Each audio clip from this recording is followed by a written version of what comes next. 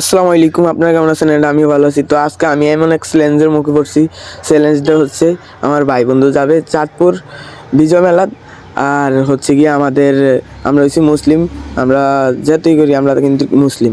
তো চ্যালেঞ্জটা হচ্ছে আমি এই যে আমাদের মসজিদের প্রোগ্রামে থাকবো বেঙ্গন, আমি বিজয় মেলা যাব।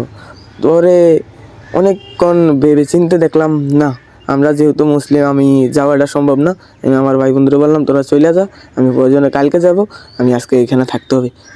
তারা আমাকে থুয়ে গেল না, আর পরে আমাকে নিয়েই যাওয়ার চিন্তা ভাবনা করলো। তো যেই কথা সেই কাজ, তো আমি প্রোগ্রামে চলে গেলাম। প্রোগ্রামে যাইয়া যেতটুকু সহযোগিতা করতে পারলাম ততটুকুই করলাম। তো আস্তে আস্তে করতে করতে আমরা কাজ প্রায় শেষ পর্যায়ে নিয়ে গেছি। তো আমরা প্রোগ্রামের তো ইনশাল্লাহ সবাই সমাজের কাজ করার চেষ্টা করবেন, ইসলামিক কাজে কেউ বাধা বিভিন্ন করবেন না। সবাই ভালো থাকবেন, সুস্থ থাকবেন। আল্লাহ হাফেজ।